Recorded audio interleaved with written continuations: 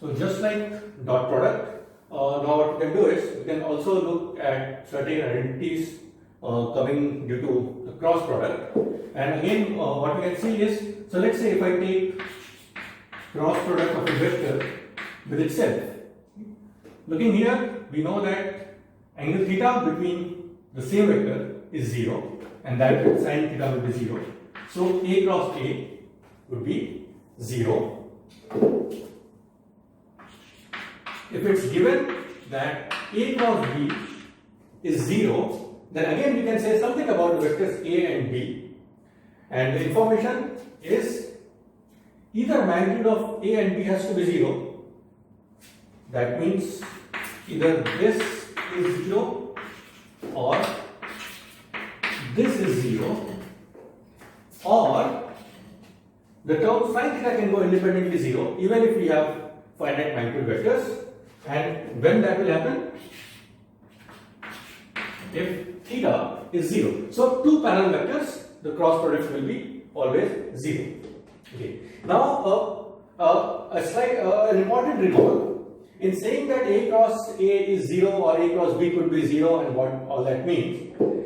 One should always remember that if we are defining cross product, then although the magnitude of A cross A is 0, it's not a numerical number 0. It's still a vector quantity. So this will be a 0 vector, or we'll call it null vector. A null vector is a vector which has a direction but its magnitude is 0. So in that sense, all this has to be null vector or null vector here. Right. So that's about the cross product. We can extend the identities for vectors slightly more and find out a few more relations. Okay. For example, scalar product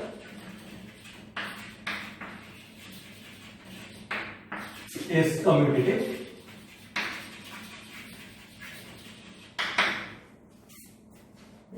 And what basically that means is A dot B is B dot A, and that would be equal to some scalar number C.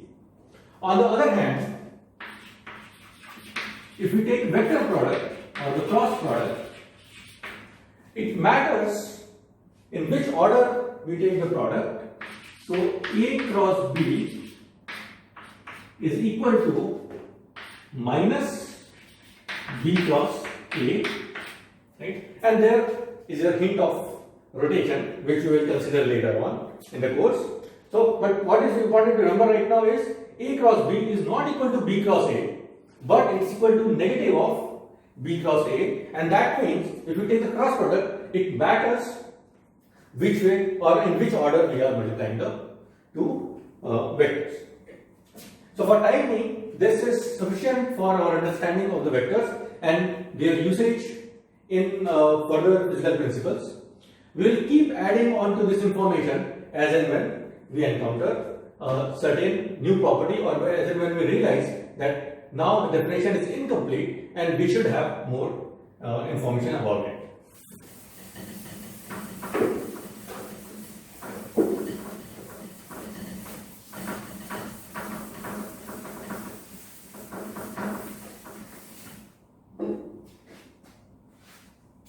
So now with this definition of vectors, to describe physical entities properly, what we can do is now we can set a convention for direction.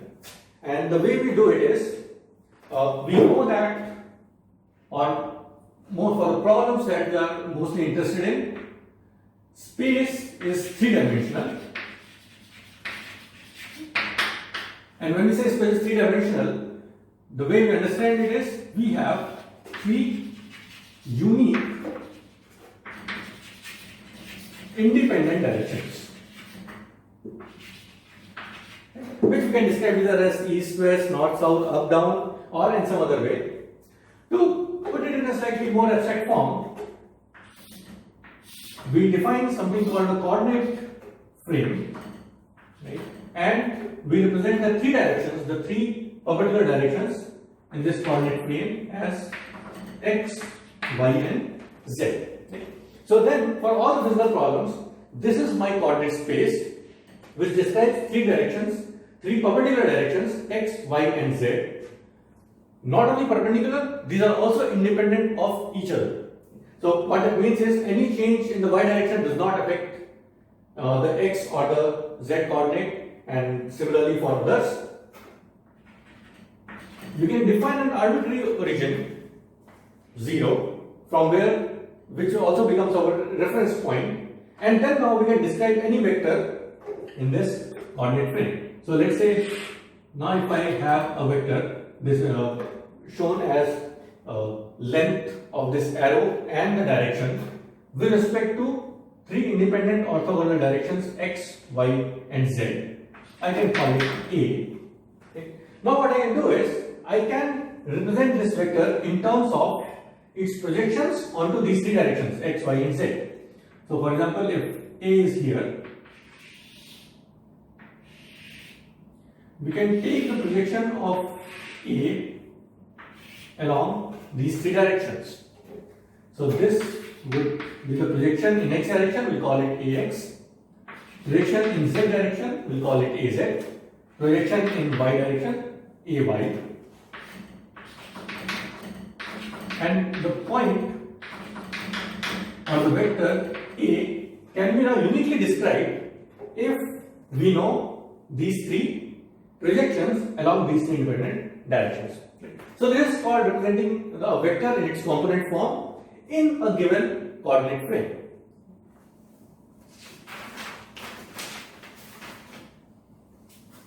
And in this way, we can describe a vector A as its components along the three orthogonal independent directions x, y, z. Once we say that these three directions are independent, we can add more information in it. What we can do is we can describe unit vectors along these three directions. So what I can say is I describe an arbitrary unit vector I along x direction, j along the y direction, and k along the z direction. And once you have said that these I, j, k's are unit vectors, we know that they are only in direction. Their magnitude is 1, right? And independent of dimensions. They are not carrying any physical dimension, right? Now in this, once we write it like this, now we can, using the projections of A, components of A along these three directions and the directional attribute, the unit vector I, j, k, we can write any arbitrary vector A in x, y, z coordinate as in its component form as this AXI plus AYJ plus AZK, where AX, AY, AZ represents the magnitude of this vector along the three orthogonal independent directions, and I, J, K are the unit vectors in these three directions. Right? So that is now my vector, and now we can represent all vectors like this. Before moving further on to manipulations of this vector, quickly we can look at the properties of I, J, K. Right? Since they are unit vectors, we can see that I dot product of unit vector with itself is simply going to give me number 1, okay? A numerical value 1. Similar thing can be done for J and K. So dot product of all the unit vectors to themselves is simply unity. What about the dot product between the unit vectors? I dot j. So this is I, this is j, and the angle between I and j is 90 degrees. So I dot j is going to be 0, and we can extend this. J dot k is 0 and k dot I is 0. As we already established that a dot product is commutative, so j dot I will be same as I dot j, k dot j will be same as j dot k, and so on. So this is the property of unit vectors. What about the cross product of the unit vectors? Again, I cross I is going to be 0, same as j cross j and k cross k. So cross product of a unit vector with itself is going to be 0, and again we should always remember not really 0 but a null vector.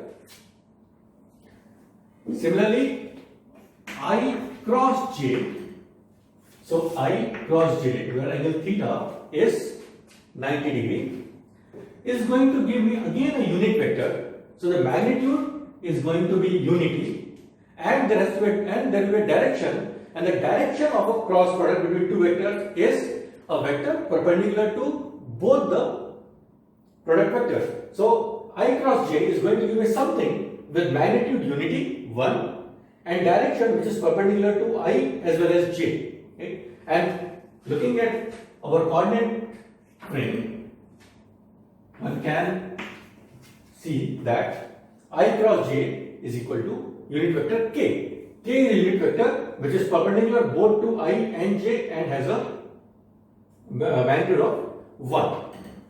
Similarly, j cross k will give us unit vector I, and k cross I will give us unit vector j. Okay.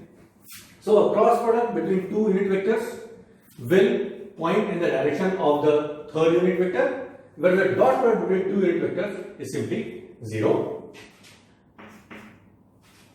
The commutative relation during cross product will hold here also. So this is also equal to negative of j cross I, and similarly for j cross k and k cross I. So that's about the cross product of the unit vectors. And now what you can do is, with the information that any vector can be written in its component forms, if you can find its component along the three orthogonal independent directions which have fixed defined unit vectors, then any vector can be written in its component form. And now what we can do is, we can describe the dot product and cross product, or the manipulations or the relation between two different vectors in terms of their components. So let's look at that quickly.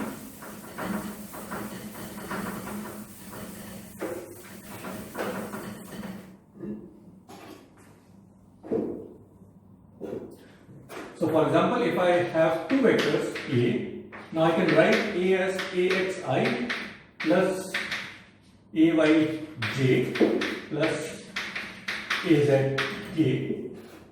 Another vector B as BXI plus BYJ plus BZK. I have these two vectors in component form.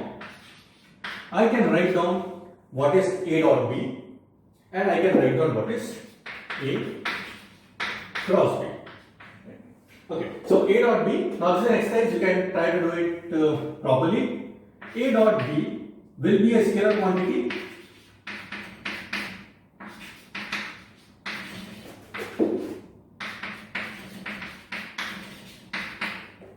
where the final result will be AX BX plus AY BY plus AZ BZ. Mind you, these components AX, AY, AZ, BX, BY, BZ are just the magnitudes of the projection. So these are all scalar quantities, and that's sum. So finally a scalar quantity.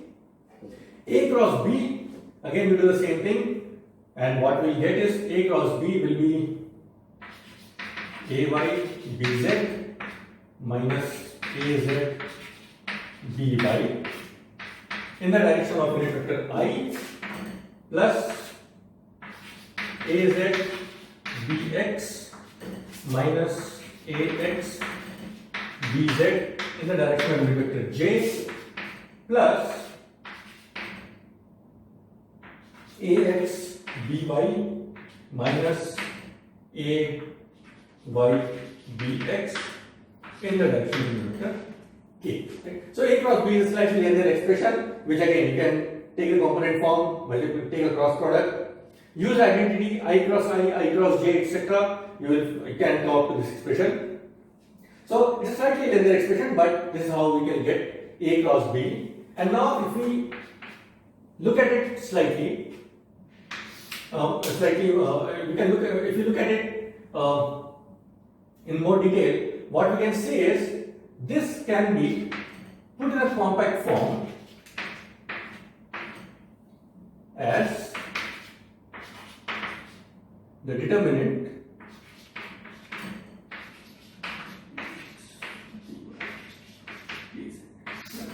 So once you identify that A cross B is basically this determinant, it's very easy to remember and very easy to write down for any two vectors given in terms of their components Ax, Ay, Az, Bx, By, Bz. So this is the starting point of finding vector properties, and then we will see how we can now use them in describing, or how we can in describing the physical principles. Okay. So that would be for the next lecture.